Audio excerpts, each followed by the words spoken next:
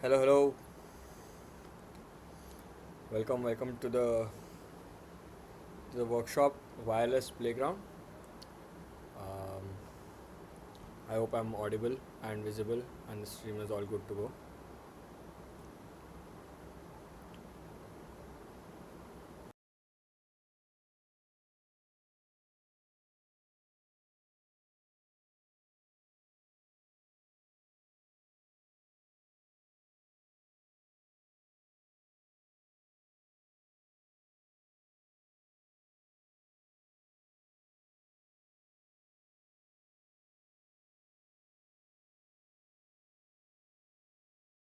Okay, yeah.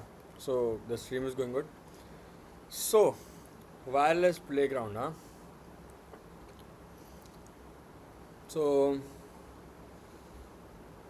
what is wireless? What is wired, wireless? What is all this concept? Let's let's break down to simple terms. All we're talking about is connectivity between two, three, multiple devices, or connectivity between a device and a dashboard. Uh, let's say a database, connectivity between an online platform and a hardware, and a software and a hardware. This is this is all about connectivity, okay? And one such form of connectivity is wireless. And why this is important is because wires are messy, okay? So I have a bunch of wires here.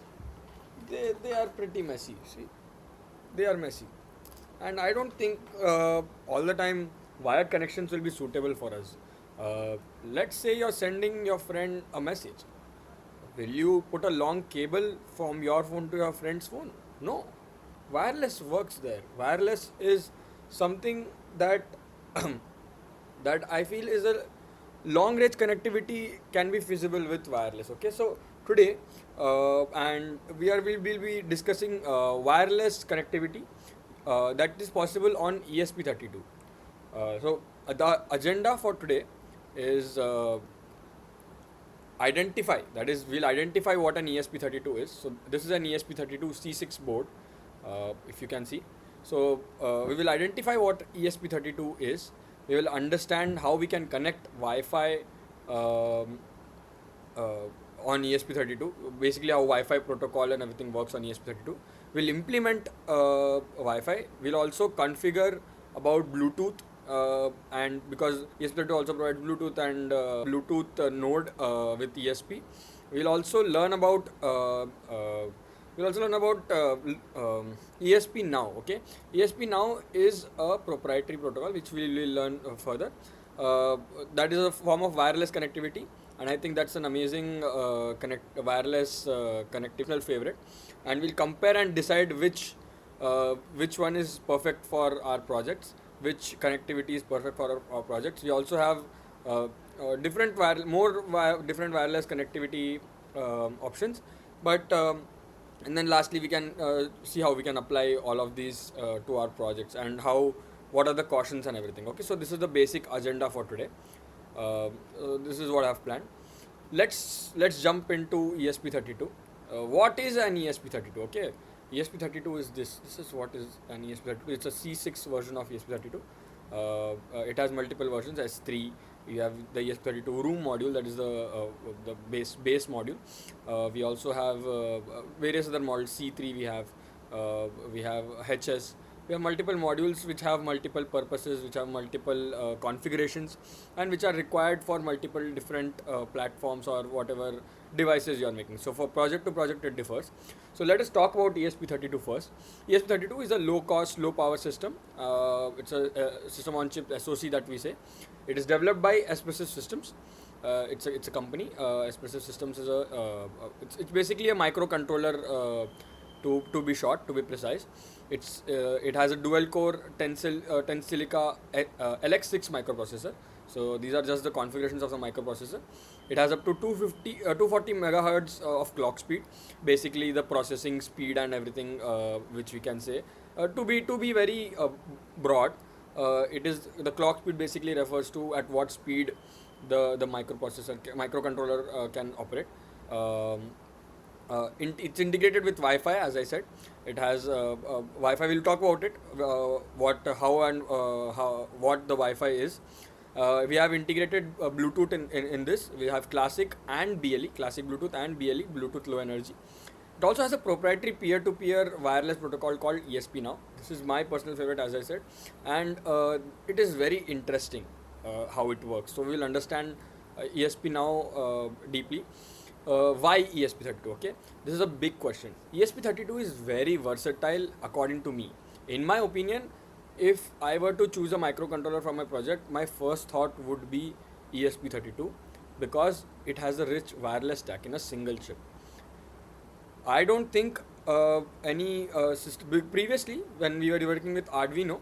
Arduino is something that does not go wireless. It is something that has wired connectivity. So to go wireless, we need external modules in Arduino, Uno specifically.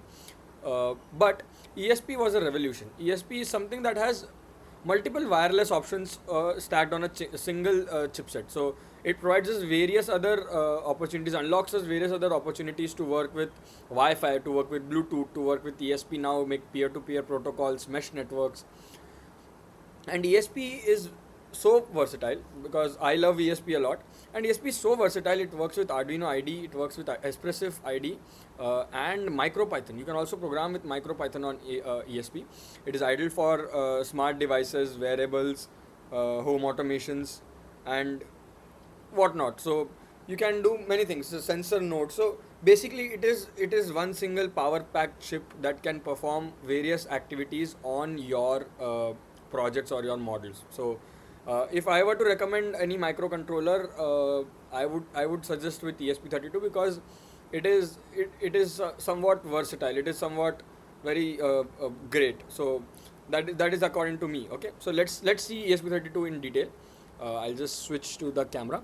So if you see this, so this is an ESP32 C6, which you can see. If you can just see here, yeah, ESP32 C6 Room 1 module, shiny now.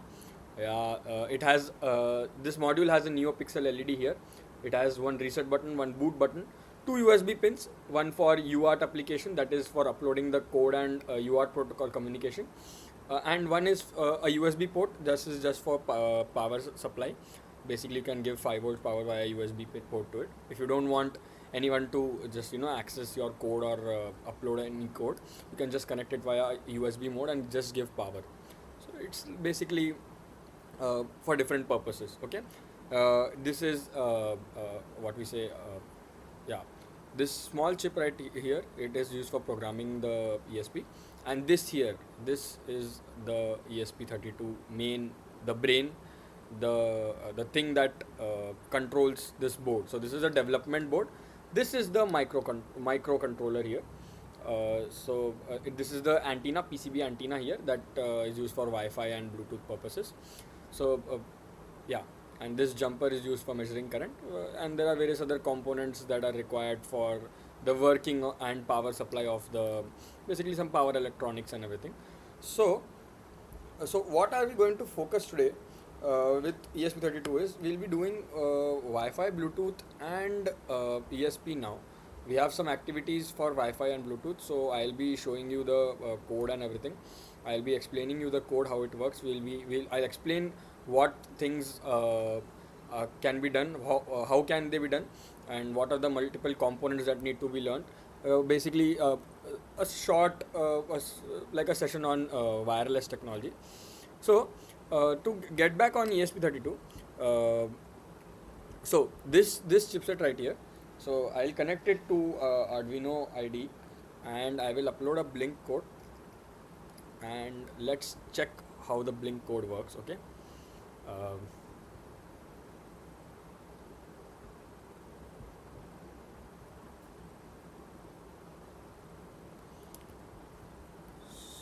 Yeah. So coming on here, you can see you have detected this ESP32 C6 module. If it does not detect for you, just click on this pencil button and just type in here ESP32 C6 dev module, and it will show. It will depend upon your version. So let's upload a code. This is the built-in example. So basically the code says LED, there's a built-in LED. program for different boards.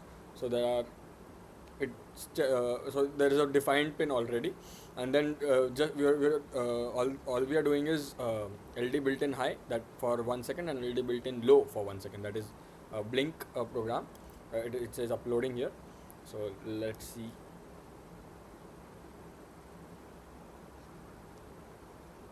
Yep.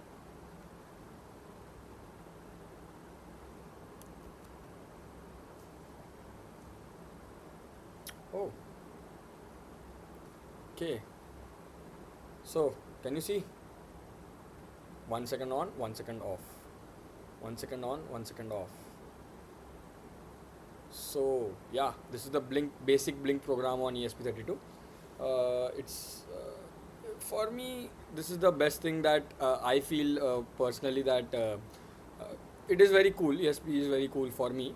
There are various other versions. ESP32 S3, it is very common. ESP32 S3 is commonly used. C6 is used for low power devices. So devices that require low power consumption, go ahead with ESP32 C6. For devices that require good performance and power is not an issue there, go for S3. It is good with performance, good with broadband. I mean bandwidth. My bad. It is good with bandwidth, so you can perform activities faster there. So yeah, different boards have different purposes. Um, let's get on to uh, what we can say. Let's get on to Wi-Fi. Yeah, first. So Wi-Fi, wireless fidelity.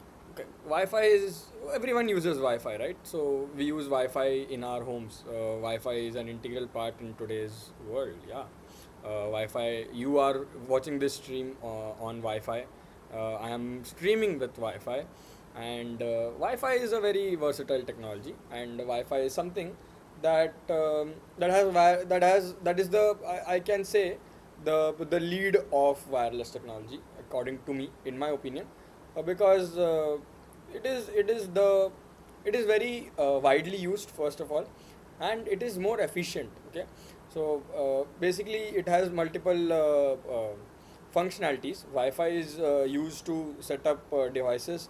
Wi-Fi is used to connect to the internet, transfer data, transfer packets. Wi-Fi is also used to maintain a network of devices. Let's say your school computers or your college labs. All of them are connected to a common Wi-Fi. Okay, so they are connected to a common internet using Wi-Fi, or basically, or maybe Ethernet. But there are systems that are connected through Wi-Fi to a common Wi-Fi, and then there is a network created among these devices, and you can share files within a network. So basically, the local area network and the wide area network and everything that we learned previously about Wi-Fi in our school, maybe in the IT course, if it's been taught.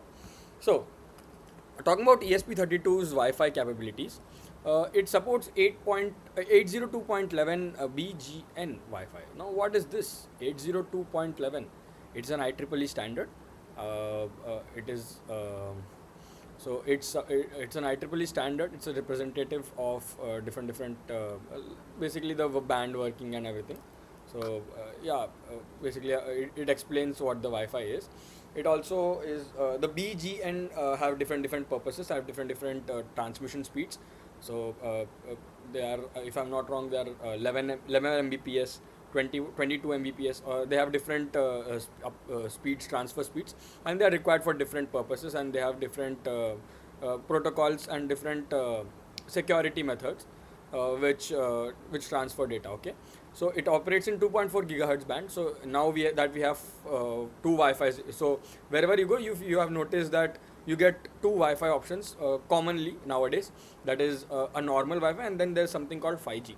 So Wi-Fi currently operates on 2.4 gigahertz band and 5 gigahertz band. And ESP32 currently works on 2.4 gigahertz band. So on your hotspot also, if you turn on your hotspot, you can if you click on more settings or advanced settings, you will find an option to change the band. And even if you're creating a hotspot for connecting your ESP32, make sure you put it on 2.4 gigahertz.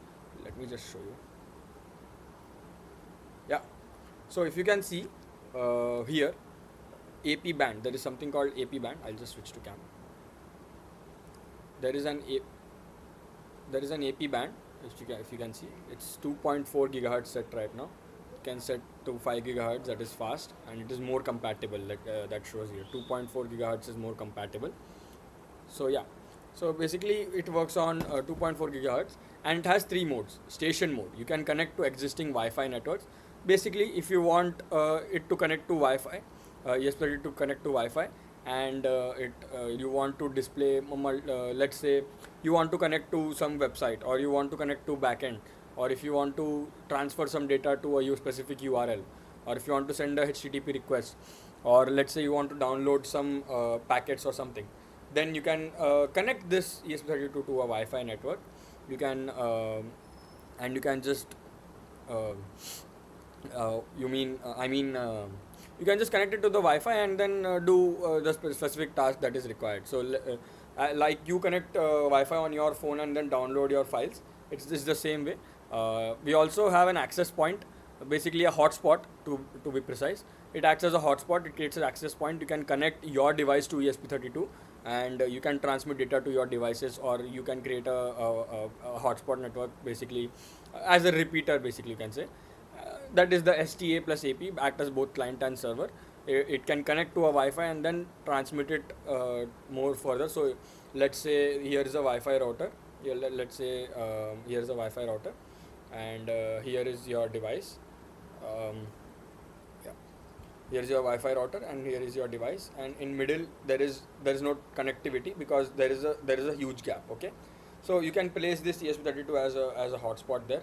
It will connect to the Wi-Fi and it will again create a hotspot there. So it can act as a repeater in short.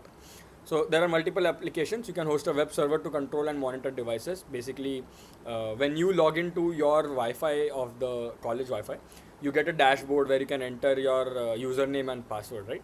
So that is called a web server. You can do that with ESP32 as well.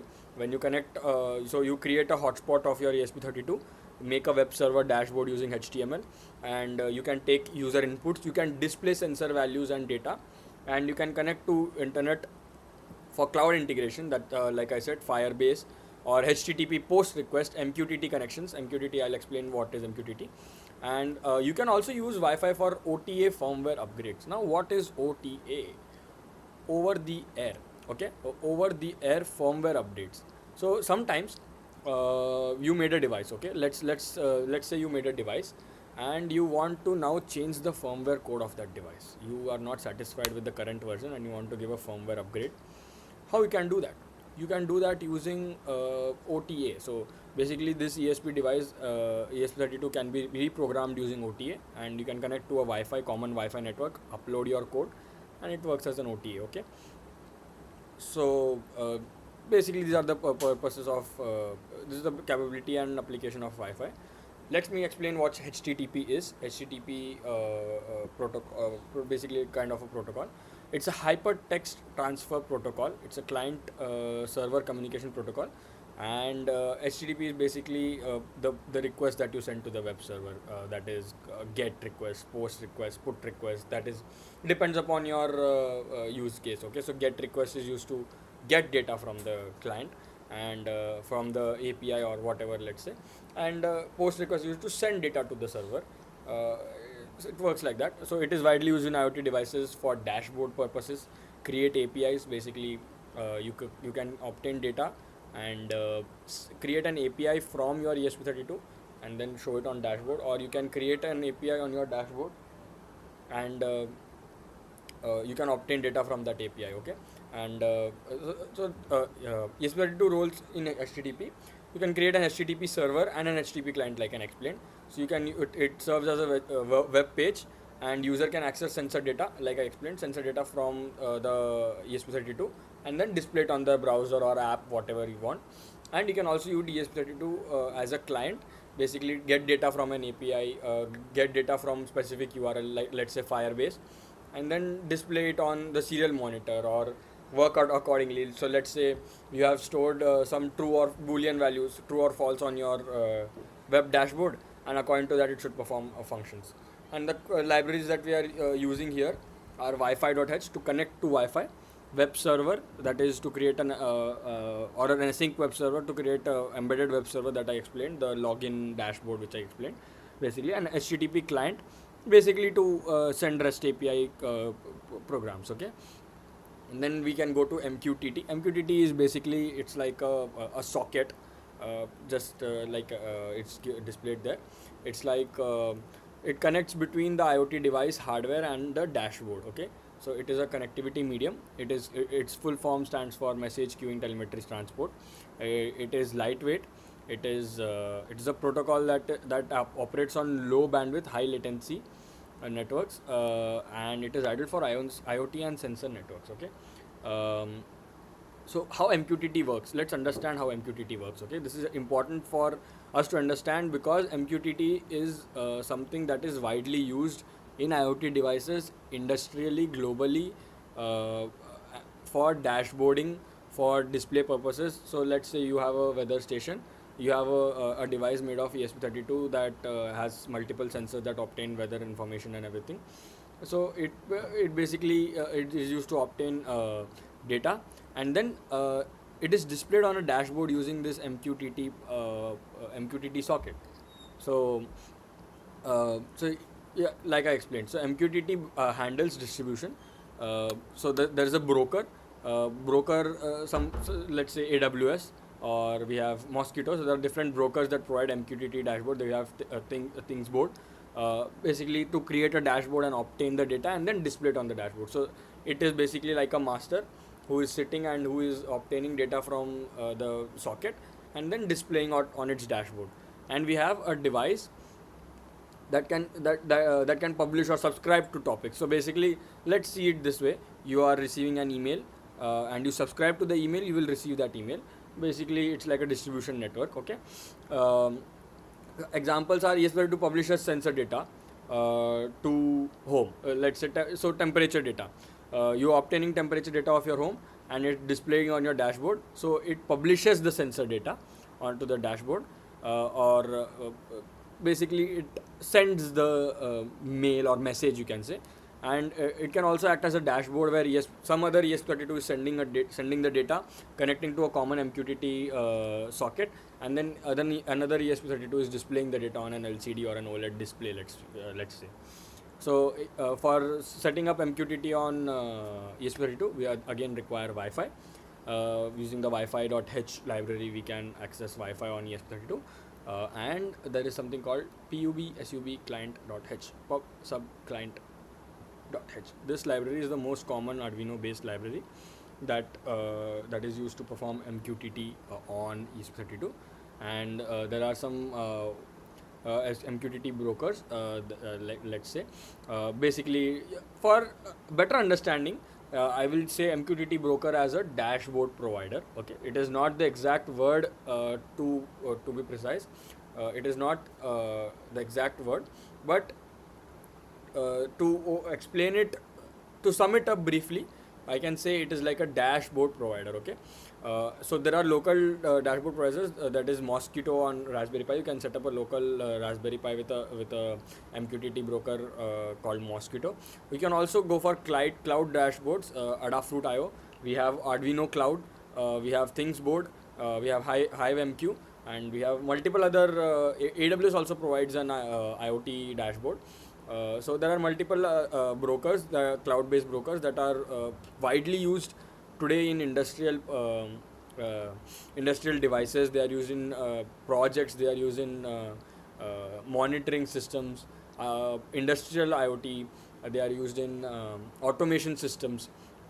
So MQTT also is a major major thing here. So let's move on to the activities. Okay, now we will be going on with an activity. Okay, so this will be something interesting here. Let's switch to cam. ESP32 I have. Let me connect it to uh, laptop first.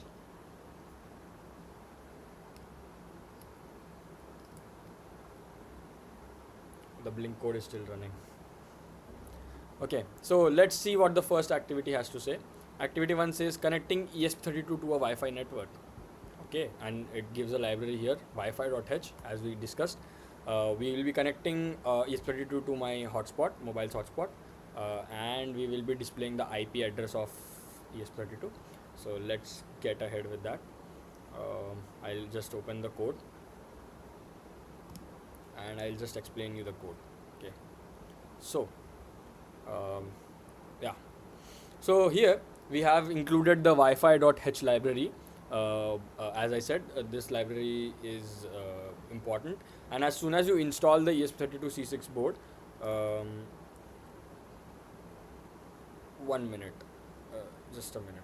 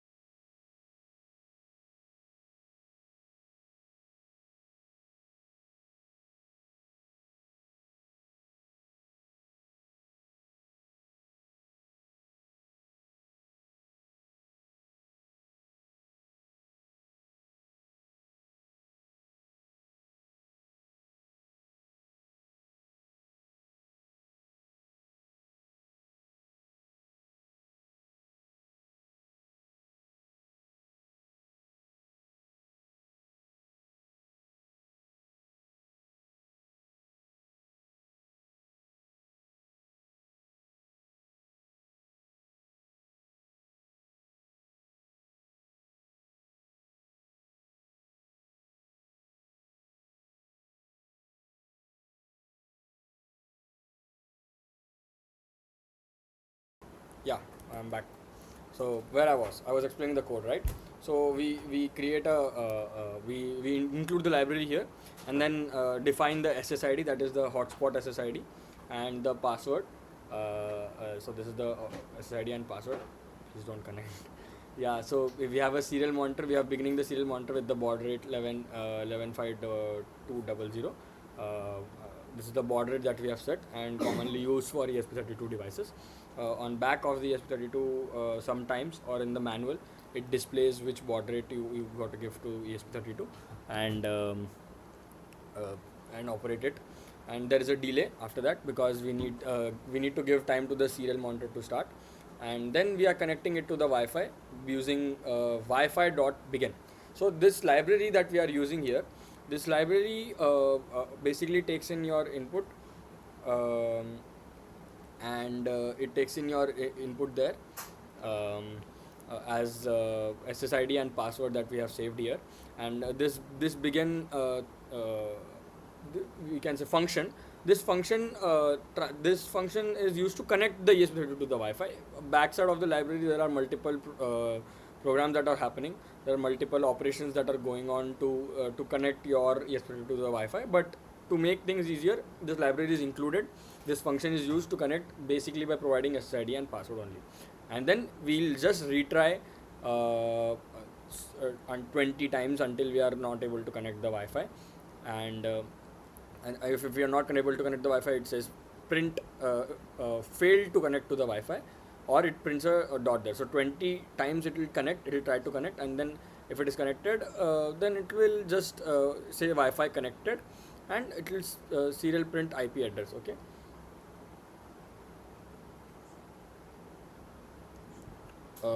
So give me just a second.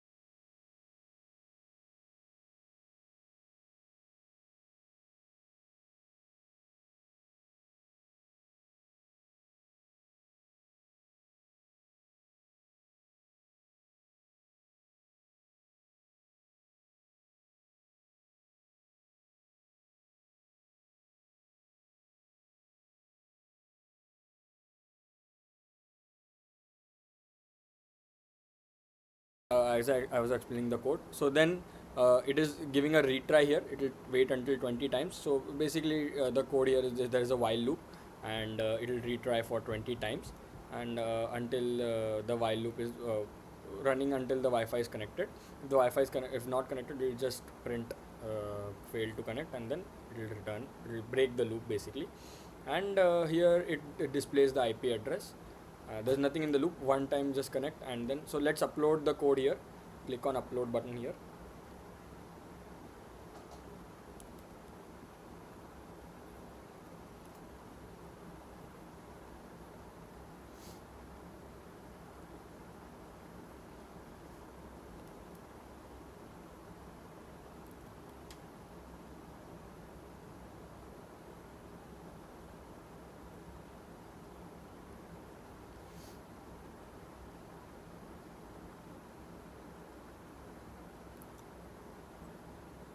Uploading the code.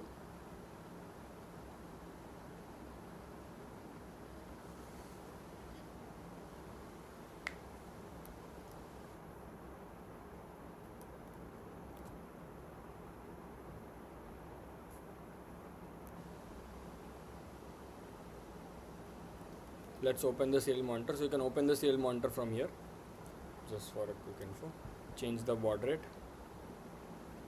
and yes, reset the ESP. Connecting to Wi-Fi, it says, and it's connected to Wi-Fi, and 192.168.151.149 is the IP address of the ESP32. And to show you,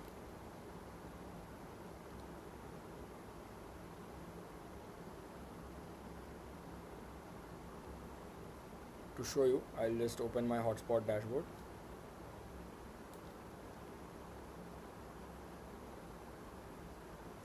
See, there is ESP32C6 here. ESP32C6, as you can see. I'll switch to cam. ESP32C6, this one here. Okay.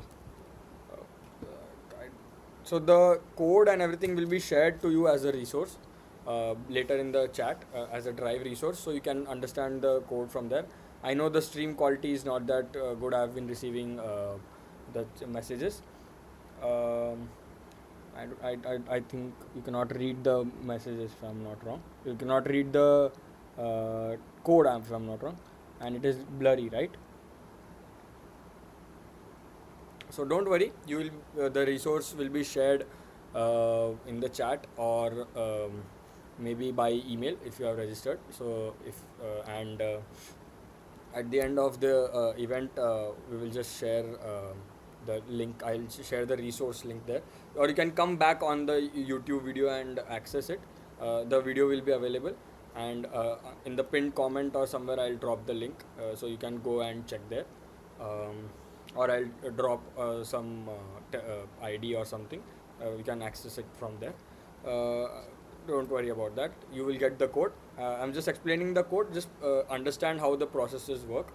So as you can see, the IP address is visible here. If you're not visible, I'm sorry for that. There is an IP address visible here. Yeah. And that means we have connected to the Wi-Fi. Now let's move on to the second activity that the PPT says, and it says creating an ESP32 access point, creating a hotspot using ESP32. That also seems interesting. Okay, now so let's create a hotspot for ESP32. I'll just open the hotspot part. Yeah, so ESP32's hotspot creation is it is also very simple. There's not much task, including Wi-Fi.h first. It also is done using Wi-Fi.h library, and it says we have to give a SSID for the ESP32 and password for the hotspot that we are creating, and again initializing the serial monitor, giving a delay for the serial monitor to initialize, and we'll say Boolean result. So basically we are getting a result in a Boolean form. If we are connecting Wi-Fi to soft AP, soft access point. Okay, so there is a soft access point that we are creating that basically works as a hotspot with the SSID and password that we are providing. Okay, and if result, so let's say if the access point is created, it says access point started successfully, SSID is this, password is this, and the IP address of the ESP32. um, if if the soft API is created, basically the access point is created. If not, then it says failed to start an access point. Now let's upload this code. Quite simple codes here. Don't have to do much complex stuff, thanks to all the libraries that are present already. And also within itself, ESP32 is very easy to work with, I feel, especially on Arduino IDE. And we can do bunch of crazy stuff using this ESP32. So the code is compiling here, and then it will be uploaded.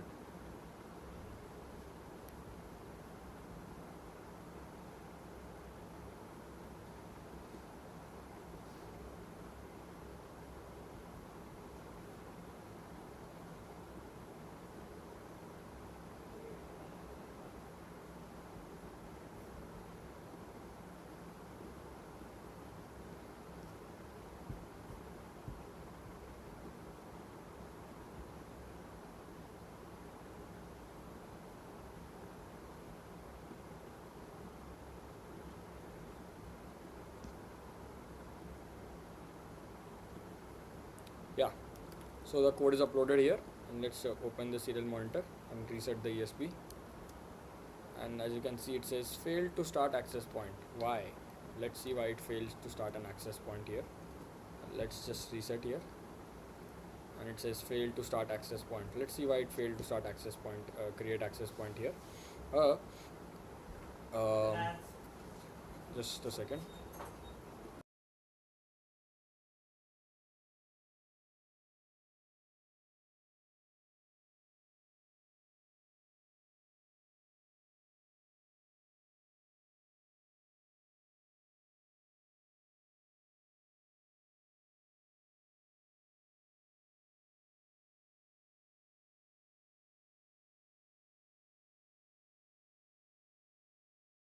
Yeah, let's see why this issue has come here.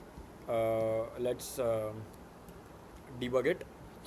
So let's check the code first. What does the code say? We are defining an SSID, and we are defining the password, uh, and we are setting up using a soft API. So um yeah, we're setting up a soft API, and let me just seek help from everyone we seek help from, that is our AI. Um and let's understand what the issue is here. Uh,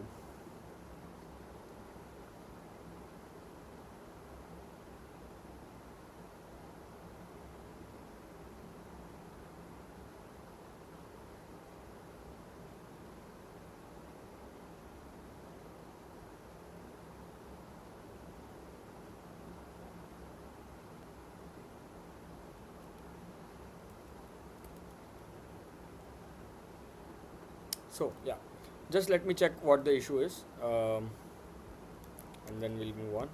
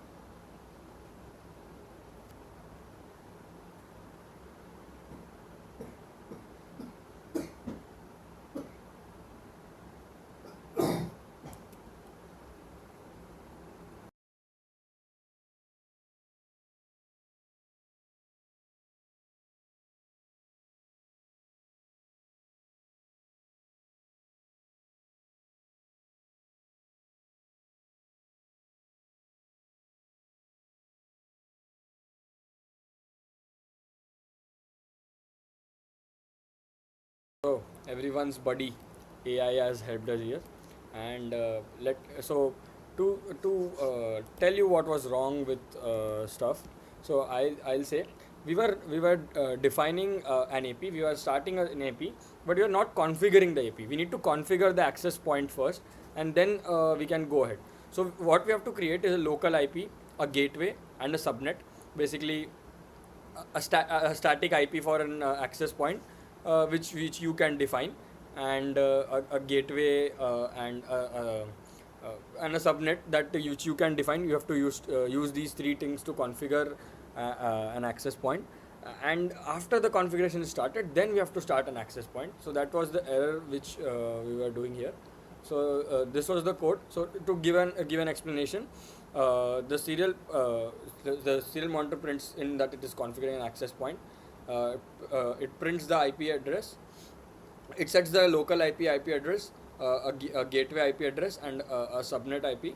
And then the configuration is done using this local IP gateway and a subnet. And an access point is started using soft AP, Wi-Fi.soft AP, that the thing which we are using previously. And the program remains same after that, just printing the IP address. So when I have reset the ESP, and you can see here, it configures an access point. Access point started successfully. SSID is ESP32, and IP address is this.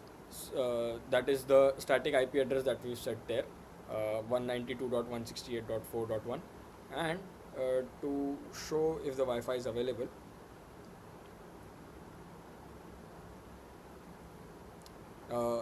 so let me switch to cam.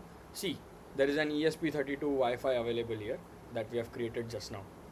You can see, and let me connect to it. So what was the password? The password said IEEE 1234.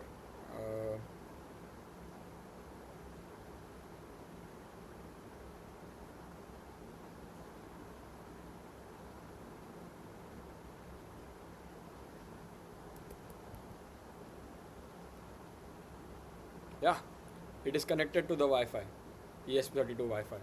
So in this way we created a hotspot for the ESP32, and that was how we were creating an access point, basically a hotspot.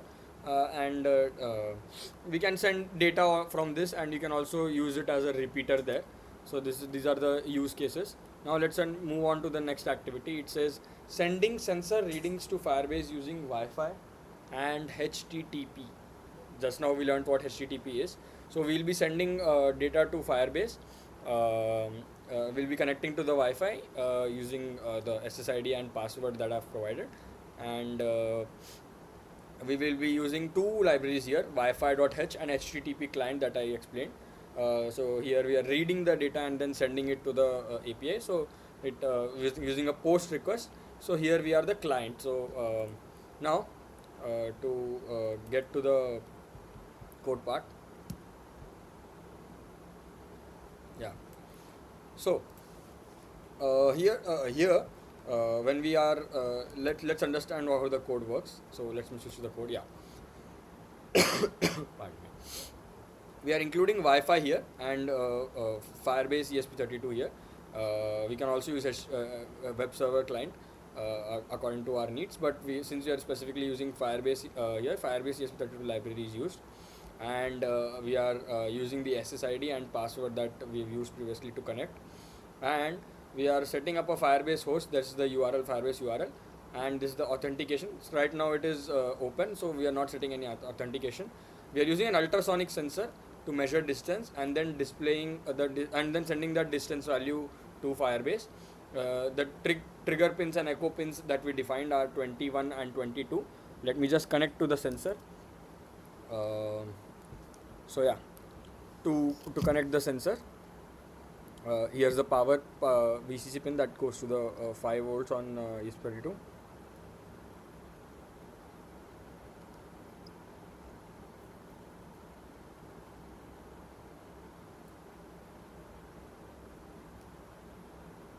Connect the ground, and the echo pin, that is 22,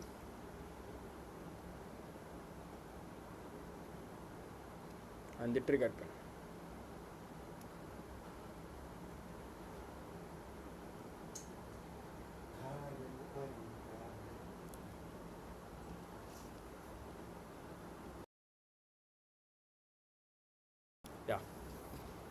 So I've connected the sensor there, and let me explain the code. So we are defining a trigger pin and echo pin, uh, serial.begin, and then we are saying the pin mode, that the trigger pin and the echo pin. That's how the ultrasonic sensor works.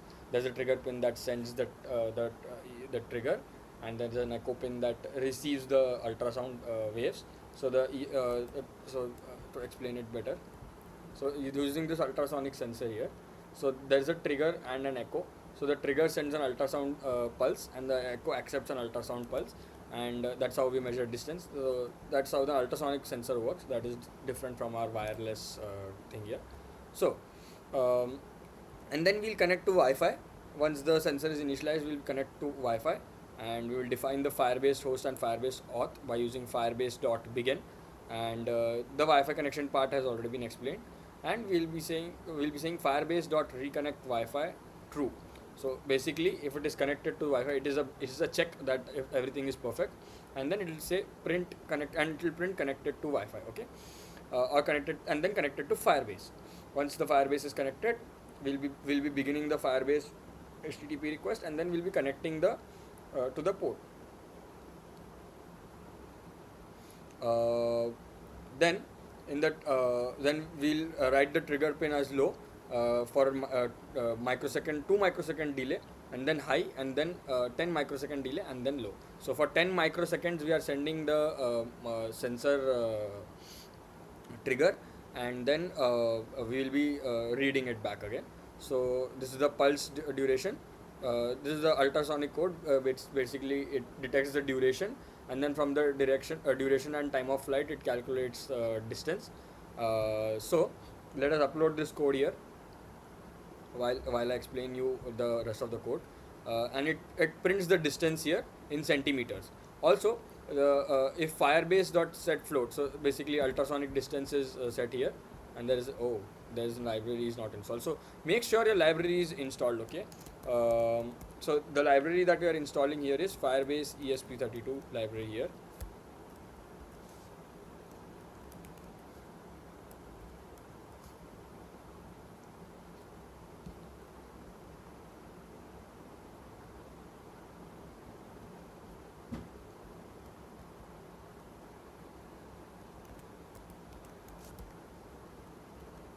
Just a second, I'll just install the library.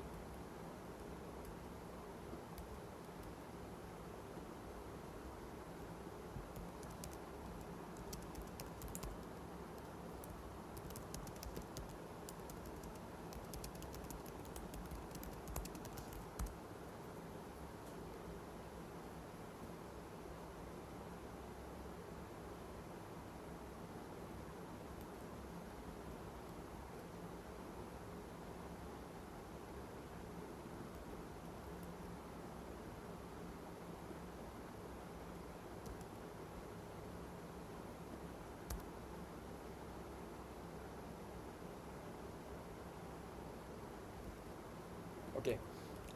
So we are using this Mobids library here, Firebase ESP32 client. So since we are sending data, so we are sending through the Firebase client here. The library is installed, and now let's upload the code. So these are something that has to be kept in mind while you are writing a code and uploading it to Arduino. You have to keep things ready with the library. Libraries are important because they make our task, as we saw right now. The Wi-Fi connection and the access point creation were easier because the library was available to us. And here the Firebase ESP32 library is also making the HTTP request connection easier for us using Firebase.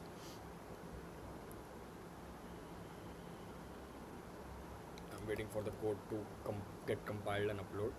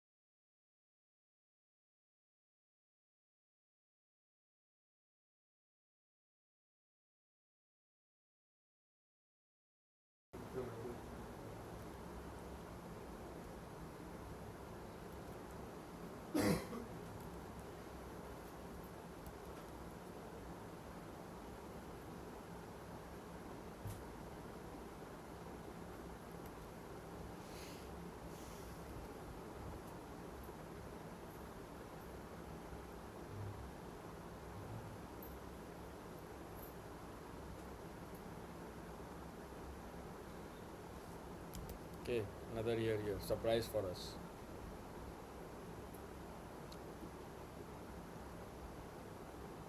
So there is an error here. Let me just fix it up. Um,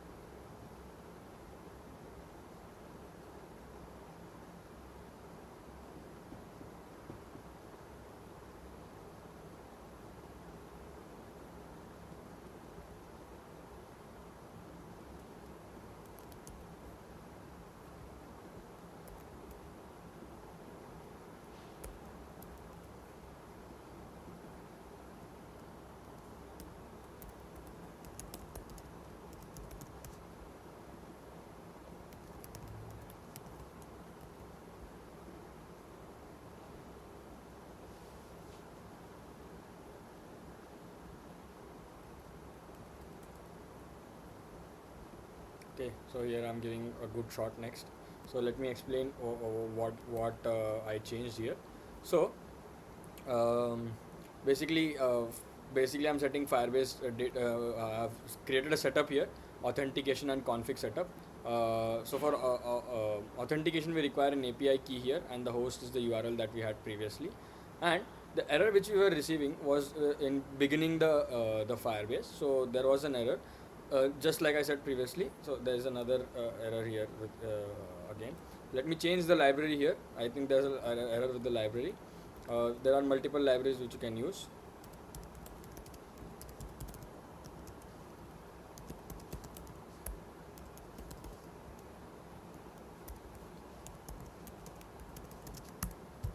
And we will go, so since this library does not work here, we will go with HTTP post request, the standard HTTP post request using the HTTP client library that we are currently that I explained. So to change the code,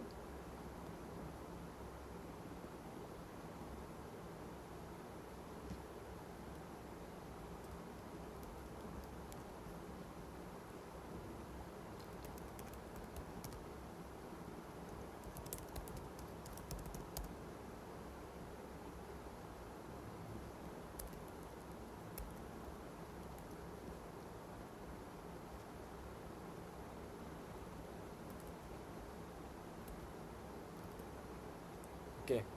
To go back to the code, let me explain what the changes that have been made. So we are using the HTTP client here, and we will be sending the sensor data to the Firebase host, that is the URL that I have provided here, using HTTP post request. So we'll be setting up the HTTP. So these are the configurations that we have done previously. And now, after the distance is read, as you can see, the code is compiled here successfully now. So HTTP post request is something that you must use. There are libraries that do not function quite well, and to go ahead, sometimes the standard methods are suitable that we can use. So to explain the code here, the code says after the Wi-Fi is connected, it connects to HTTP client, and then there's a string URL that says Firebase host plus ultrasonic.json. So that is the tag that we are storing data in. That's a bucket that we are storing data in. So ultrasonic.json, and we are creating a header that says content type is application/json, and we are beginning the URL. and then this we are setting a string data. So we'll begin the URL, set the header, like we send a HTTP request, and we're using put here to send the data instead of post. So we can try both ways. And if I go to the serial monitor, it should read the distance here. And if I go to Firebase, let me just go to the Firebase dashboard.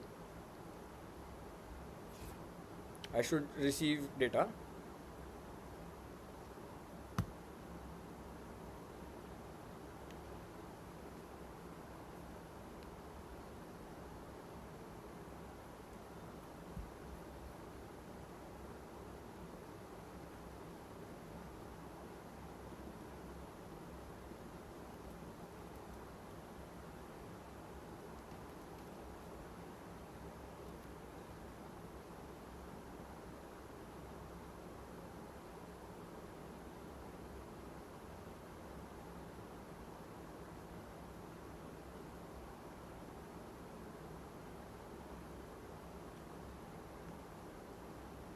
Yeah, so the distance is updating here, as you can see. So when you see the serial monitor, it was 6.02 and the distance updating here 3.57. I'm not sure if you can see or not. Yeah, so let me switch to cam here, or if I'll try, I'll just be able to display. Yeah, switch to cam. Yeah, so you can see the data here printing. Distance is updating continuously.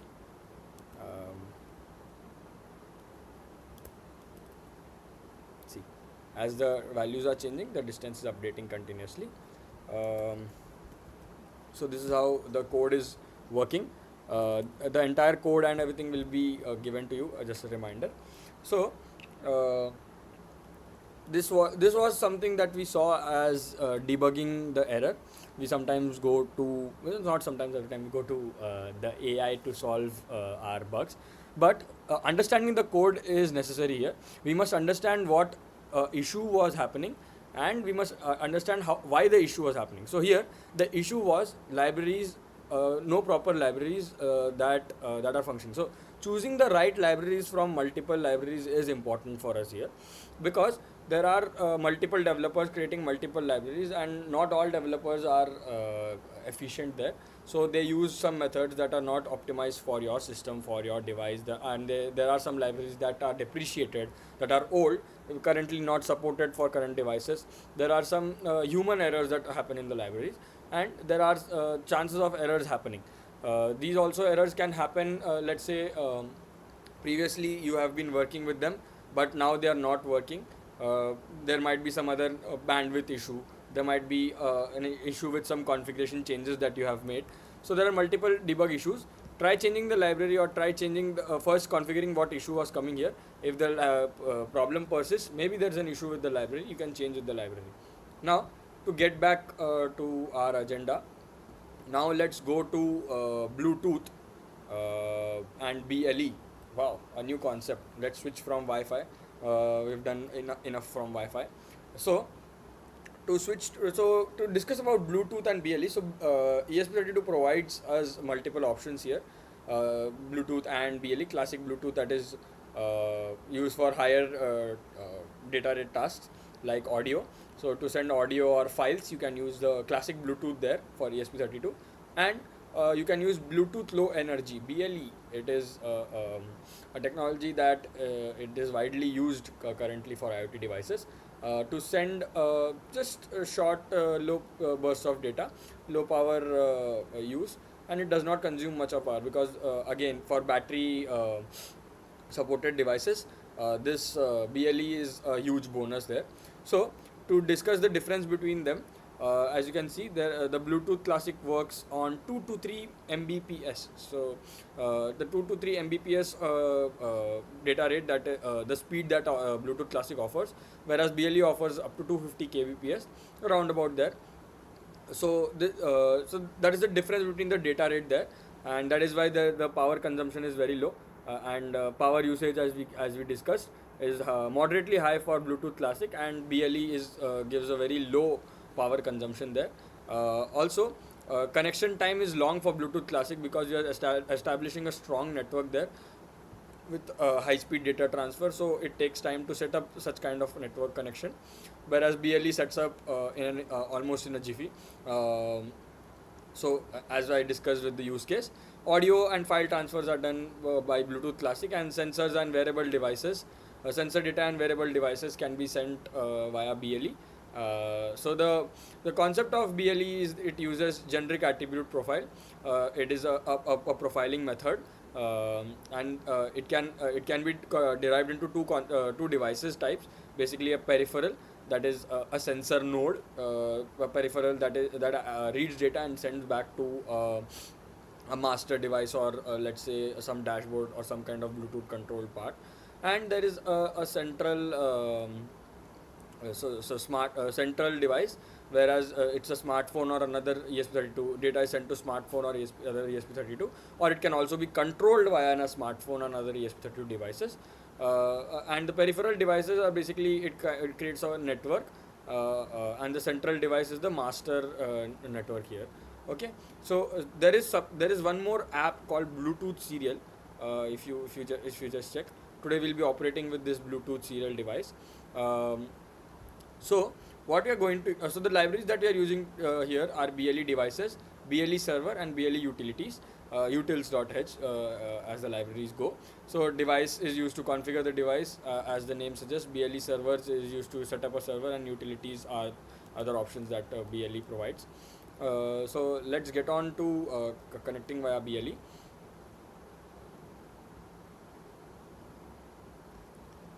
So first what we'll be doing is we'll be sending this same ultrasonic data to Bluetooth Serial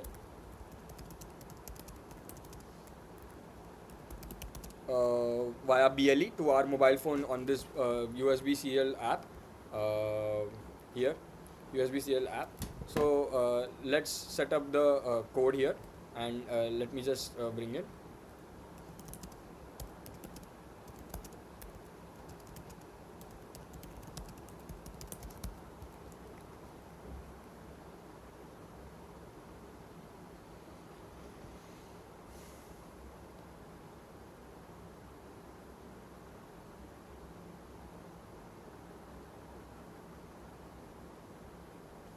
So there is a library called Bluetooth Serial here,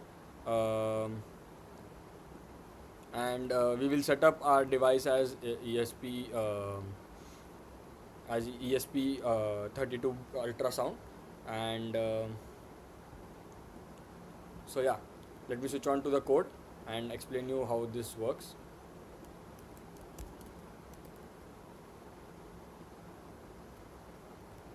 So if you can see, here we are using the Bluetooth serial.h library, and we are initializing a serial Bluetooth with a serial Bluetooth name, Bluetooth device name as ESP32 ultrasonic, and we are printing on the Bluetooth.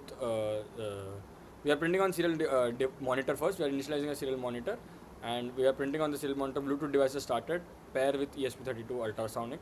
We'll be beginning. So basically, we'll be creating a network, and then once the Bluetooth is connected, it will send the data. So it is obtaining the distance and sending via Bluetooth serial. So let me just upload the code here, and we'll just change the pin numbers to 21 and 22. So when you go for the libraries, so Bluetooth serial library is there. So this is the Bluetooth serial library that we are using. So in this library, you will find examples. Hello world. So this is the example that is the base example that I've used. So this library is used to send data. Let me just explain you this code here as well. So the code says it is taking the ultrasonic input. This is the previous ultrasound mechanism, and it just says serial BT print and serial BT print ln.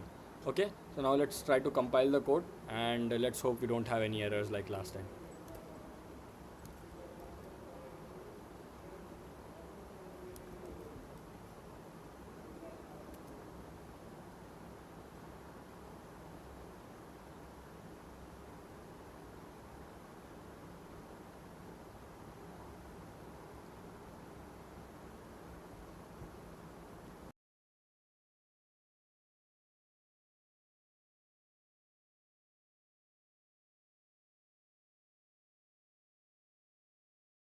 Okay, we have an error here. What does an error say? It says compilation error. Okay, now let's try to fix this error. Um,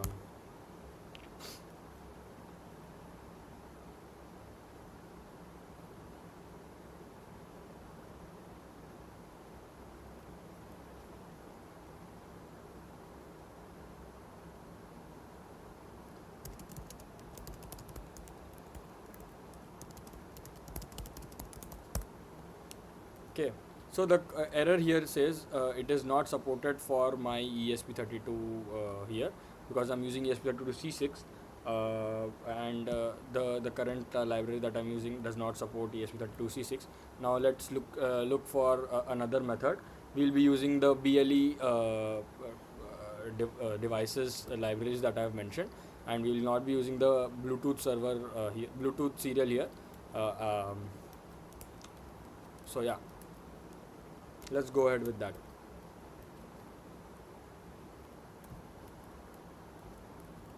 So let me explain what is happening here. We are setting up BLE device, BLE server, and BLE utilities library here. We are also using BLE 2902 library here. This is basically an Arduino library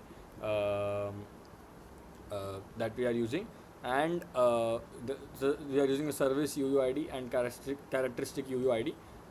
Basically, it's a UID for our BLE. To set up a device, we need these two IDs.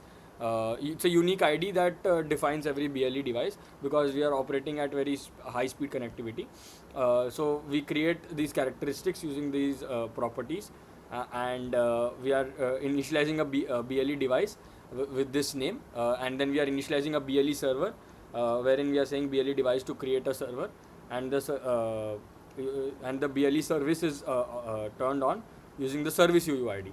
So we are creating a unique ID for the service, and we are starting this Bluetooth service using a create service function, and then there is a characteristics. We are adding a descriptor here, that is the new BLE 2902 descriptor, and we are starting the Bluetooth service here, and we are devising the characteristics here, using the characteristic characteristics UUID, and here we are broadcasting the BLE device get advertising, and so we will start with the service UUID, and we'll advertise the service UUID, and BLE is now advertising. Basically, it is now we can say discoverable, as we use in the general terms. Okay, and then using this distance code, and we will upload the data to the serial Bluetooth serial. Now let's try with this code. Hope I don't get any errors.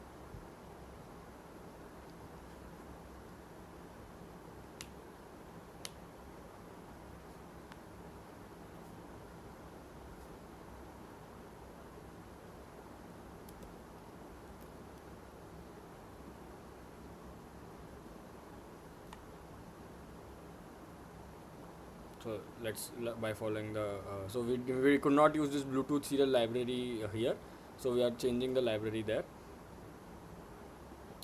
Yeah, at the activity set. Okay, so another error we popped up with. Nice. So now let's work on to fix this error. It says an init is not a member of BLE device. So yeah, let's fix that error. Let's see what we are trying to initialize that is not a part of the library or not a part of this thing.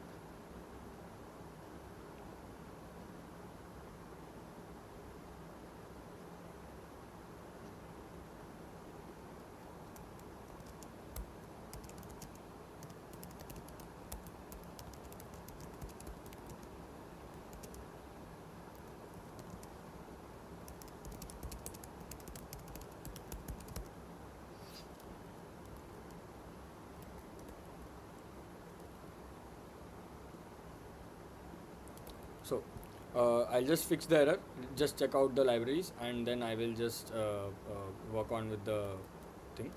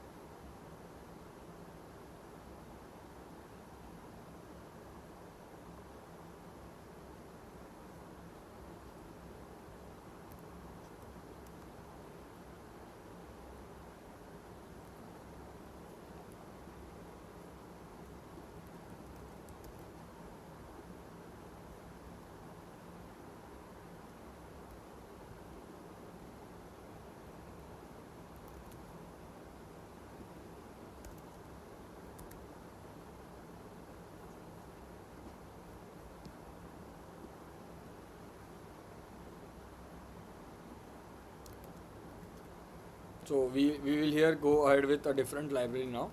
Um let's try to use a different library that says Arduino BLE. This library might work here for us. Um,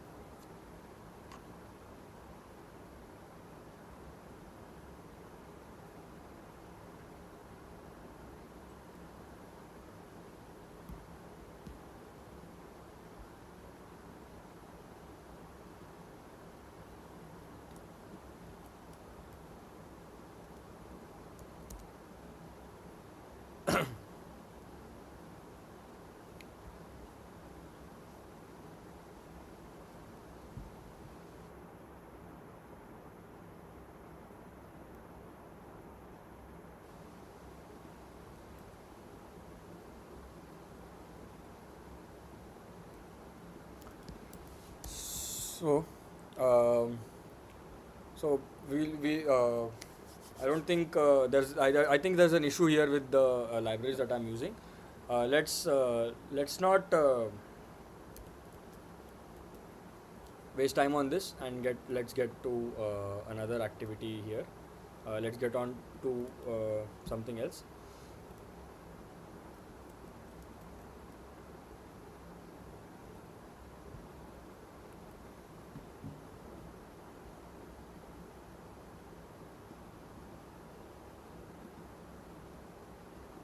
Okay, so let's skip this Bluetooth part here, and we'll go to ESP-NOW. This is very interesting here. So ESP-NOW is a peer-to-peer protocol that is a proprietary protocol by ESP or Espressif systems that developed ESP. So it's a low-power peer-to-peer wireless protocol, and it uses Wi-Fi hardware but does not require a router or an IP. Basically, it works on the band of Wi-Fi, the 2.4 gigahertz band of Wi-Fi, and it works even if there is no Wi-Fi network. So basically, it works like a personal Wi-Fi band. To be very clear about stuff, to explain it easily. So it is a peer-to-peer device that works on the band of Wi-Fi, and it sends its own band. It uses the 2.4 gigahertz band to send it to create its own network among these ESP32 devices called ESP-NOW. And the main features of ESP-NOW is it has very low latency, and it supports unicast and broadcast. So basically, it supports one-way data sending, and it can broadcast it to multiple devices also. And it also allows communication between multiple ESP32 devices, and it can work along with Wi-Fi and BLE in most cases. So basically, Wi-Fi, BLE, and ESP-NOW, all the three can work together on ESP32. So it does not interrupt with the Wi-Fi existing band. It sends on a different channel. So the applications here are remote sensor networks, smart lighting systems, and it's a device-to-device messaging systems, mesh-style communication setup. So let me explain more about ESP-NOW. So ESP-NOW is basically to explain it in detail. So let me see. Let me switch to cam. So let's say here is your ESP32 device, and here you have another ESP32 device. Let's suppose it's an ESP32 device in my hand here. So now I want to send data from this device. There is no Wi-Fi here. There is I don't want to create a AP because I don't want it to be discoverable to other Wi-Fi devices or my mobile phone or any other Wi-Fi based devices. And I want to send data from this ESP32 to the other ESP32 I have. Now how do I do that? Here the ESP-NOW comes to play. ESP-NOW is my personal favorite protocol here. ESP-NOW sends data from one ESP32 to another ESP32 on the band of Wi-Fi, but it not Wi-Fi. It does not require any Wi-Fi network, and it sends data. So why this is useful is because it is useful for many purposes. So let's say you have multiple sensors placed all around your home, and you want to send data to one particular master device that is set in the center of your home. Okay, so that at the center of your home there is a master device, and there are multiple ESP32 nodes set up, and you want to send data to the main node without interrupting your Wi-Fi service, without any outsider accessing the data by connecting to the Wi-Fi hotspot, that AP that is created. Or you don't want it to let's say you want to keep the data safe, and you want the data transmission at low latency because you want real time updates. So ESP-NOW is very useful here. Remote sensor networks. So basically, if you go to remote places where Wi-Fi does not work, you can use ESP-NOW. You can send data to let's say there is a mountain peak. Okay, on the peak of the mountain there is no data. No, there is no mobile data or Wi-Fi working there. So you send data to a device that is at the lower level. So there is a chain of devices that is receiving data, and at the lower level, one ESP32 that is connected to the Wi-Fi will send the data from the top of the mountain where there is no Wi-Fi. It receives the data using this ESP-NOW protocol, and it sends the data back to the dashboard. So this way ESP-NOW works. Smart lighting systems that I explained right now in your home. So you read the sensor data from multiple devices and then send it. Device to device messaging. You can create an encoded, basically a Morse code kind of device for let's say on the war zone. you want to send data without getting the risk of interrupted, or there is let's say there is an organization working which does not want its data to be out, but it wants a personalized messaging system, or let's say you are testing something and you want to send a green signal or some codes from one place to another without letting anyone know. You can use this device to device messaging using ESP-NOW. You can also create a mesh style communication setup. Now, mesh is very interesting concept here. So basically, to speak about mesh is basically, so you know how meshes are, right? In general, if you look at a mesh is like a metallic mesh you have with everything connected to each other. So mesh in ESP also works like that. So there are multiple ESP32 devices connected all together at one place, and with either one master or basically all slaves devices connected together. And here ESP-NOW works well. Okay, so you create a mesh of different ESP32 devices. So you've created, let's say, you have created one exploration device. There is one wall mounted sensor reading device. There is let's say in water you have placed one device to measure the water quality. So there is an entire ecosystem that is measuring different values, and everything is connected to a mesh using this ESP-NOW protocol that is working within itself, that is protected, and you don't have access to that data. Okay, so now ESP-NOW has a built-in library support. Will not have issues like we have with BLE. So it has a built-in library support via ESP-NOW.h, and the major components that ESP32 uses are ESP-NOW send and ESP-NOW receive data to exchange the data. So right now we don't have the ESP device. I don't have the ESP device to show two devices there, but yeah, basically this is how ESP-NOW protocol works. So ESP-NOW protocol is designed by Espressive here.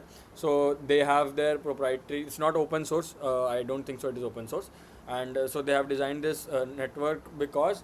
So currently, all the wireless protocols. The major purpose of this protocol was to create a mesh network. So the mesh is something that is very useful when you are creating a swarm of devices or a group of devices, let's say, and you don't want any IP stack or any interruption between your devices. Now let's look on some other wireless options here that is available. So this is something until now what we've discussed was something that was with the ESP32 itself. Okay, so with the ESP32 itself, there were multiple options that we were providing, but there are more options if you use external devices. There is something called Zigbee, there is something called LoRa, and there is something called GSM. So let's go with LoRa first. So it's a low range, low power communication system. It is possible with an external module, if you can see here. So there's an external module here that is great for remote sensor deployment. So LoRa is a very interesting technology here. It can transmit data at a high, long range, as its name suggests, and at low power. And it also similarly to ESP32 ESP-NOW protocol. It also works within itself. So there is a node, there is a node device, and there is a gateway device, and data is transferred between them. So it's like a master-slave mechanism here also, wherein the slave send in data to the master, and the master receives data and then performs all other operations. So there are some modules that are widely used. That is SX1276 and SX1278, and so there are HOPE RF modules. So also this technology can be so as the documentation says, it can go up to kilometers, but that is for very small packets of data. So it depends upon your use case, but I think for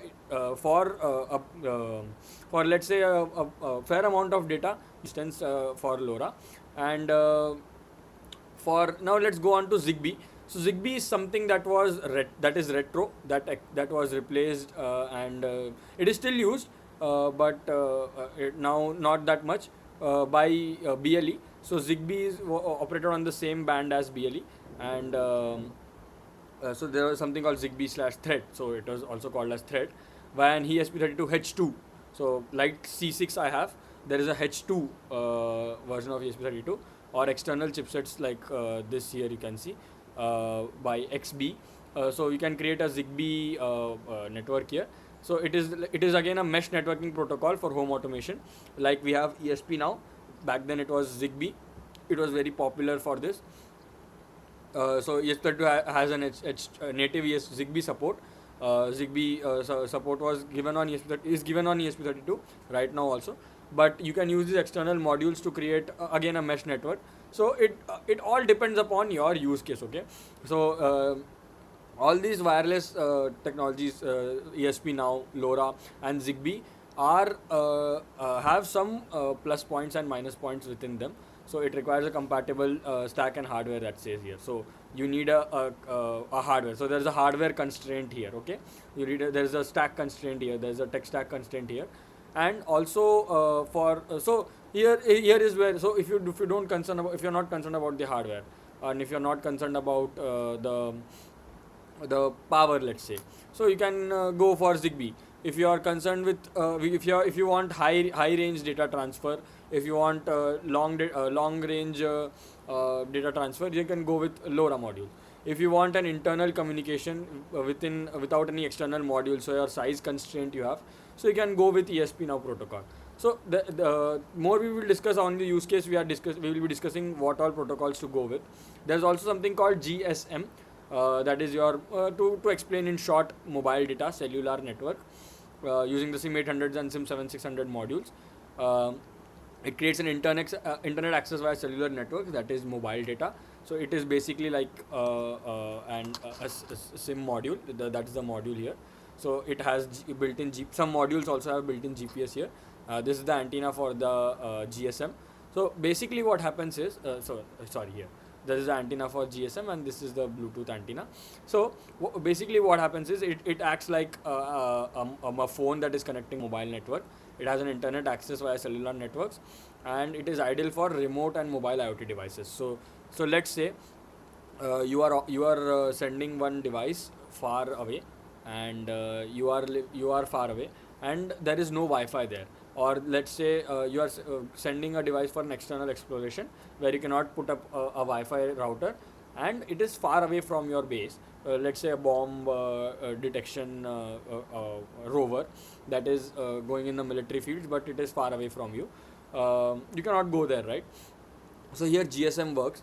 You can connect to mobile data, send using the HTTP request that we did right now, the Firebase data, and then all those operations that Wi-Fi performs can be operated using mobile data, just like the phone does. So whatever internet browsing and everything is done through Wi-Fi, it can be done through mobile data as well.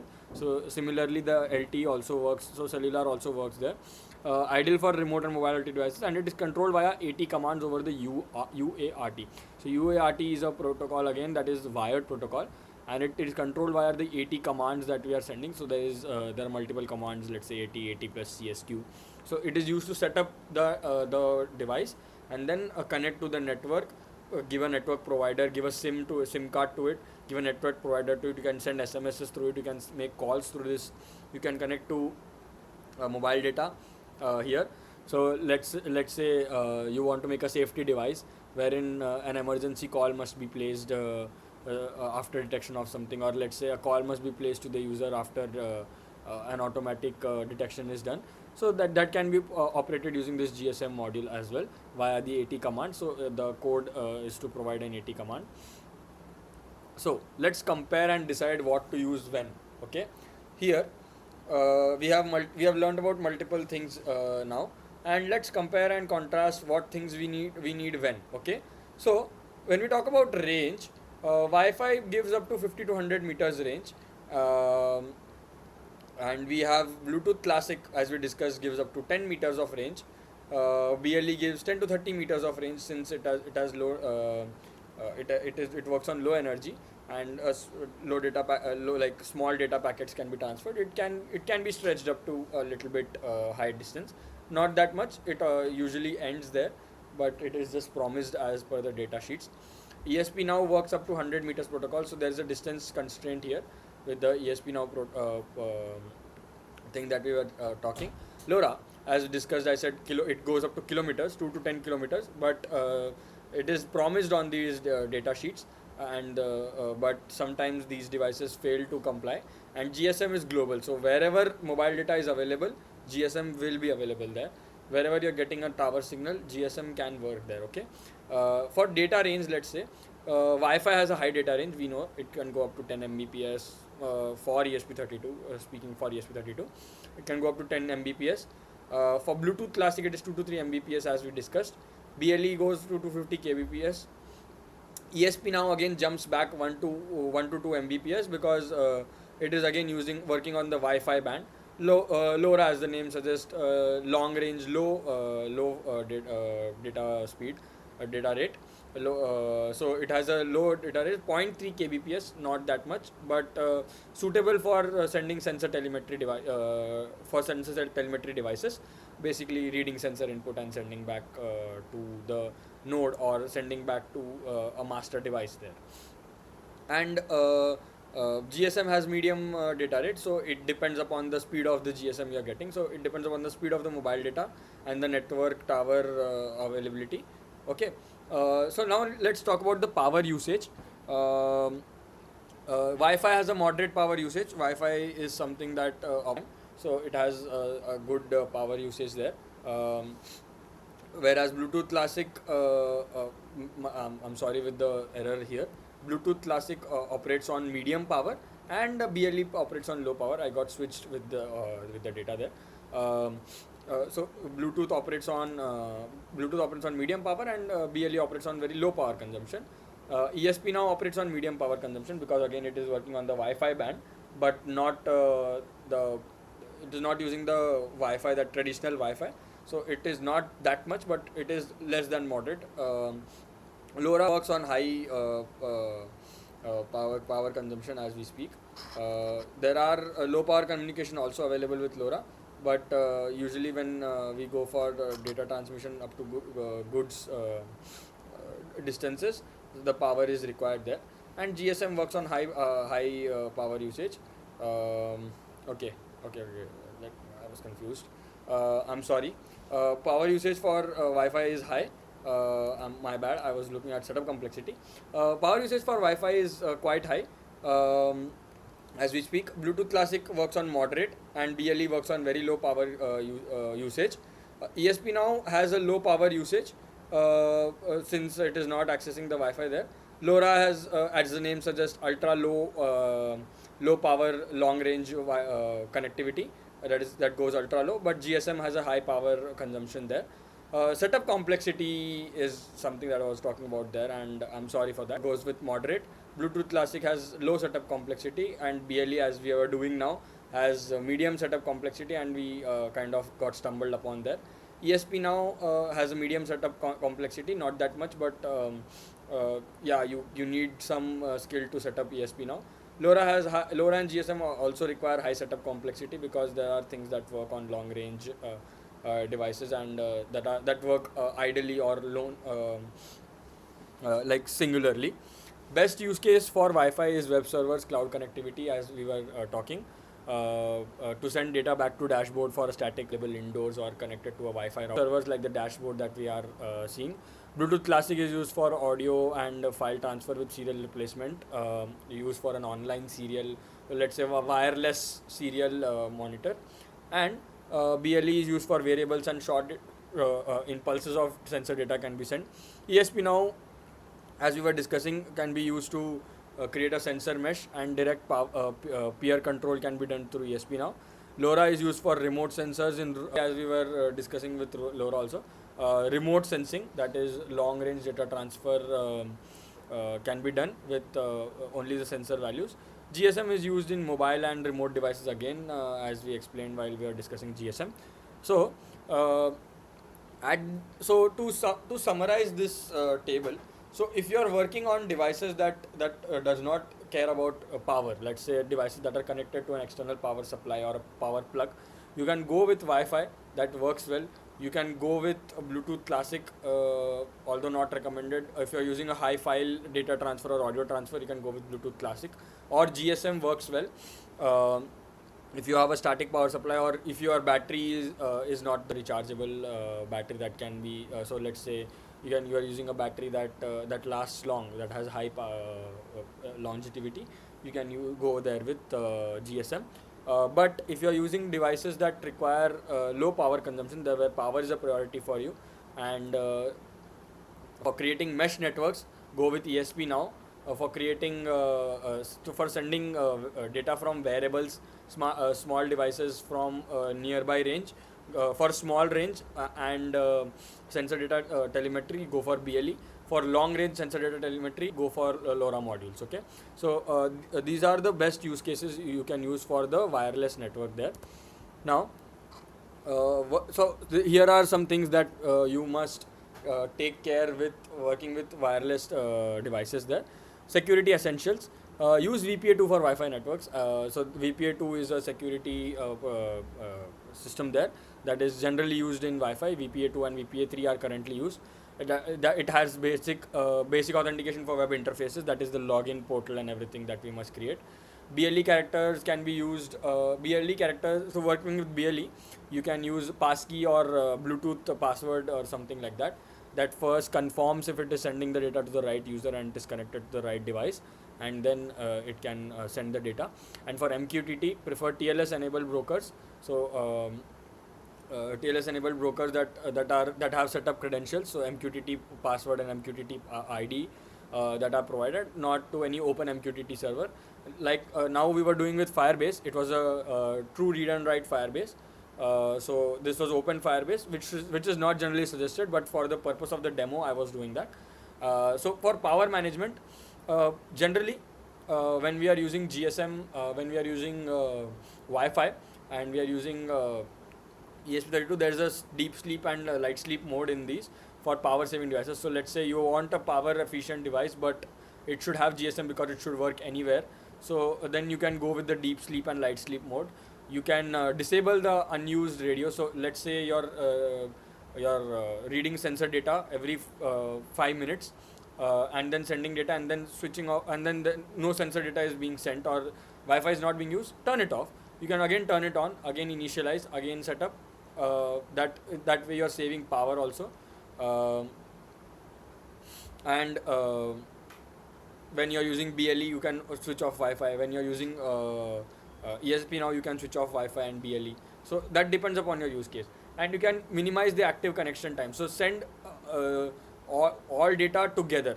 Let's suppose you are reading 5 sensor data at 5 different times, and you are sending data one at a time. That increases your time. Read the data of the 5 sensors back to back. Collect the data together in one packet and send it one at a time. This can be used to save your power there. Like I said, sample and transmit data periodically instead of continuous data. So if you don't want real-time data sending, you can avoid real-time data sending. Only when required you can send the data. Now let's work on code optimization. Now let's see how code also affects your wireless networks. Avoid blocking functions such as delays. Avoid so something that can interrupt their processes, something that creates a lag or a loop. Use non-blocking state machines. You don't use delays. Use a counter or a timer there. Use interrupt and timers, like I said. Use interrupt and timers for responsive designs. Also, keep the payload compact for ESP-NOW and MQTT. So whenever you're sending data, check, see that you're sending data that is required. Okay, don't send mass data. So now you're sending text. So instead of sending, let's say, sensor data, and then you're sending sensor 1 data, sensor 2 data, create an array of sensor 1, sensor 2 and configure it at your dashboard there, or configure it at the receiver side there, because you know how the sensor data is being sent, right? So you can configure it there. For deployment readiness, test with the real world conditions for the range, because sometimes as promised in the data sheets, they don't meet the requirement, as I explained with LoRa.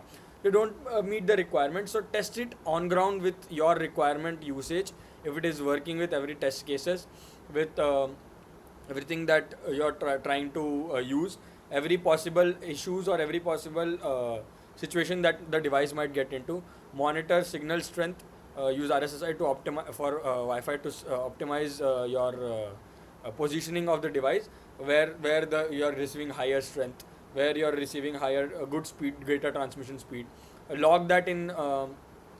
Log that in your serial monitor, log that on your mobile device, log and store these data so that you can debug and you can work on the code optimization again, and then save time. So you can also save time there, you can also save power there, and so these are the things that must be kept in mind while you are using with wireless. Okay, now question and answers. Let's wait for some questions. I'm reading the chat. You can send in your questions, or you can use the chat to send in the questions, and I'll answer them.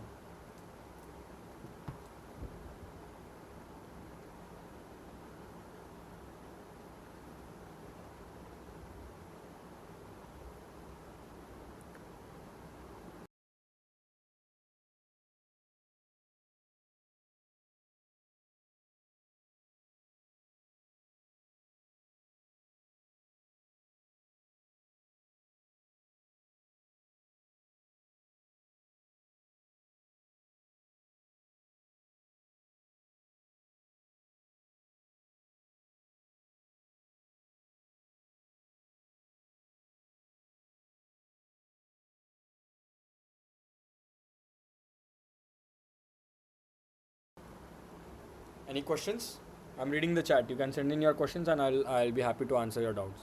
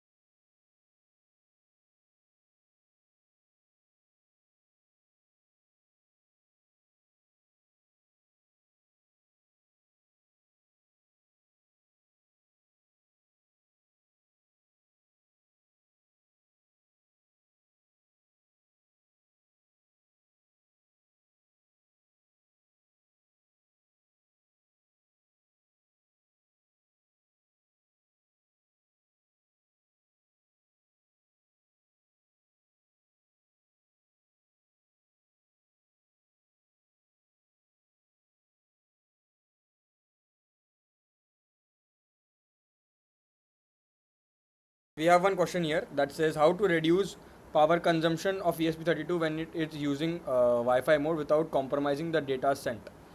Okay, great question there. So when we were speaking about Wi-Fi battery power optimization here in Wi-Fi, so you can see that you can use deep sleep or light sleep mode.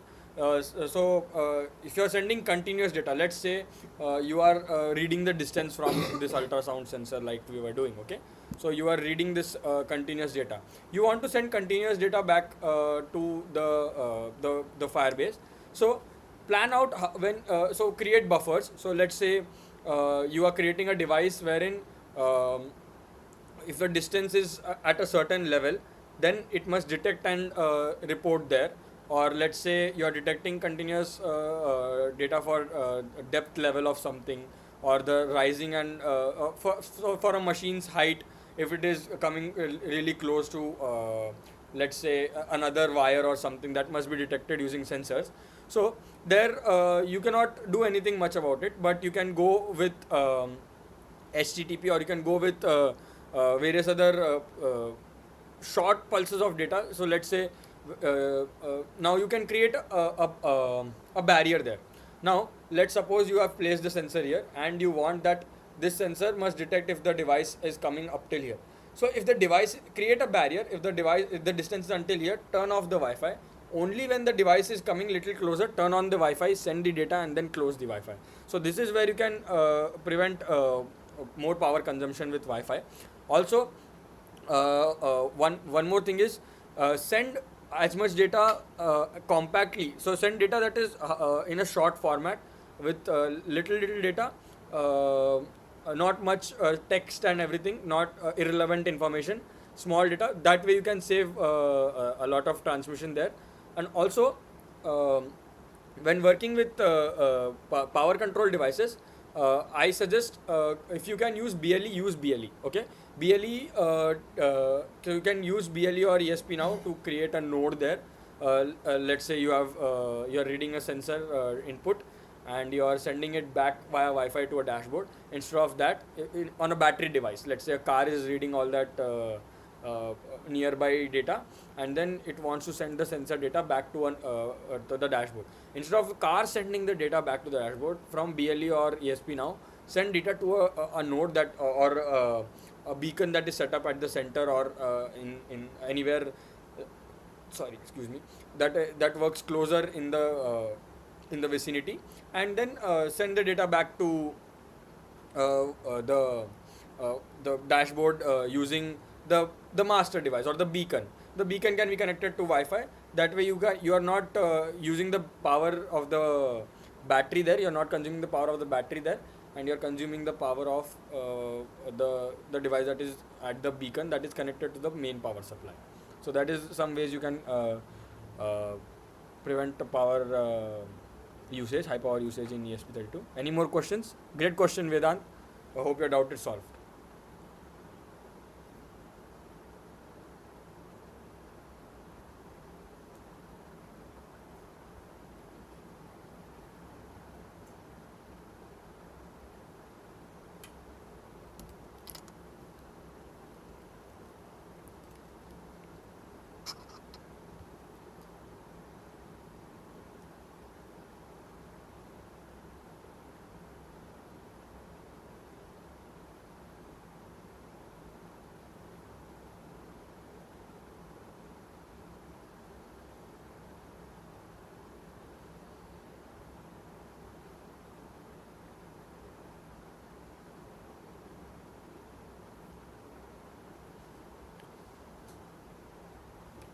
Does anyone have any questions? Please put in your questions in the chat. I'll be happy to answer them.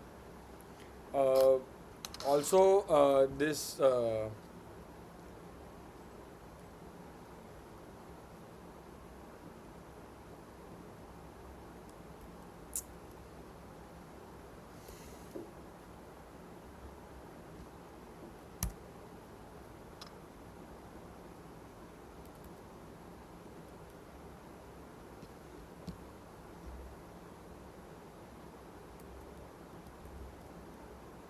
yeah, Vedant.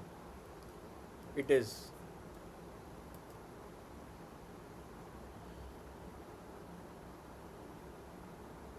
Okay, so previously Anand sent a question. Let's check what question that he has sent. How to make a CNC laser engraver using Arduino Uno board. So that is not relevant here, but let me answer that quickly. So here, as explained by the moderator, Anand, you need to have the x-axis and y-axis data there, and you use stepper motors. Use stepper motors, define coordinates of the CNC machine, and using the PWM, set a laser. Using the PWM, you can control those stepper motors using a motor driver or something, and so there is a specific, you can connect it with using libraries and a software. You can put a bitmap or something and map the bitmap to the x and y coordinates there. He says, oh, I actually have all the components, but I just need the code to run the projects. Also, I want to know how to adjust the power of the laser. So the power of the laser can be adjusted again via the PWM pins and a transistor there. So you can control how much power you can. So since ESP lets out 3.3 volts, put a transistor, or let's say uh, yeah, put a transistor there, give it limited power so that the limited power is transmitted from so give limited power to gate using a GPIO pin, PWM pin, control the power there, and then using the drain and source you can control the power of the laser. That you can do. um, you have made the frame and mount. We are restricted to the amount of voltage as explained by Arya to 5 volts. If you want to integrate everything in one setup, you can use that limit PDF. I have prepared the 3D printed frame and I'm using Benbox software, and I'm using 1000 nm laser head, which can be used to engrave on wood. I'm using Creality 4234 setup motor to move the base. Okay, so as I can understand from your hardware specifications, um you're going good. Just all you have to do is there is a library, there is a bitmap that you have to create. Set up the x and y coordinates using the bitmap. Map the bitmap to the x and y of the frame. Check if you have base frame size, and check with the laser lights. So as I explained, the laser lights power can be controlled there, and check with your stepper motor. So you need to place 2 stepper motors if you are using going with x and y, and if you are going with z also, you can place three stepper motors. Control the xyz coordinates according to the bitmap that is mapped, and then you can do that. Any other questions? um, is it better to use so we have another question by Vedant. Is it better to use Wi-Fi with bare metal coding, because Wi-Fi's libraries leave large footprint? um, yeah.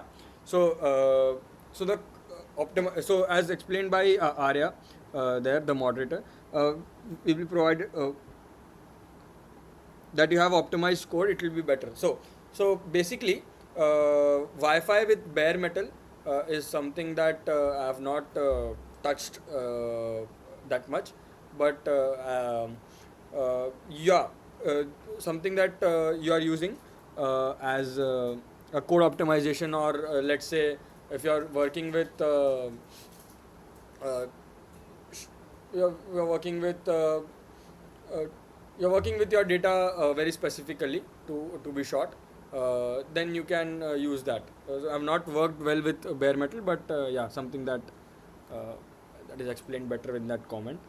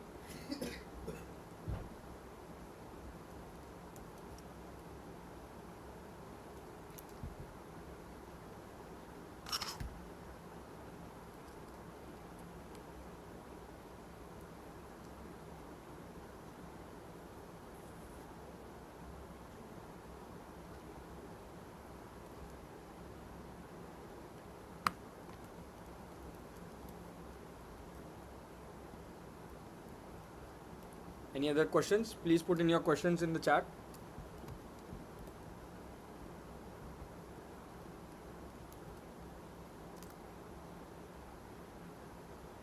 Okay, so I don't think there are more questions here. Uh, so I think we can end this session here. It was not.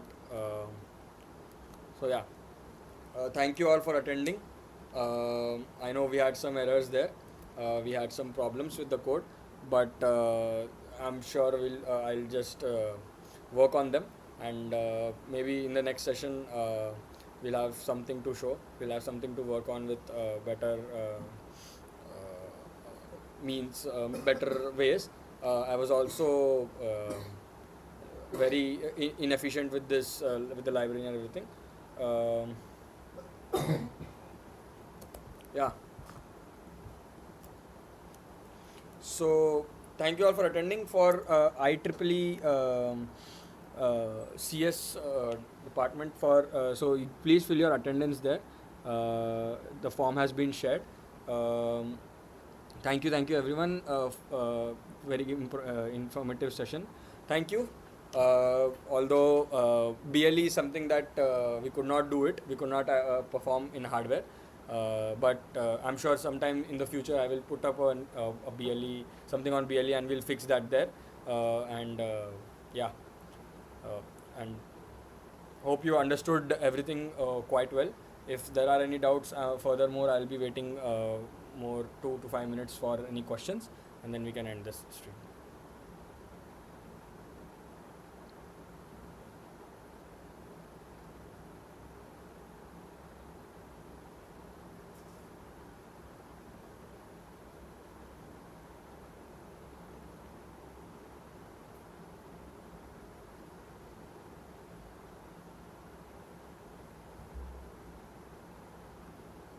Okay, there. So I don't think anyone has any questions. So we will end the session here. Thank you everyone for attending this session. It was a good experience for me. Also, I think it was informative for you, and we'll be planning more sessions in the future for this. Thank you. Thank you. Bye.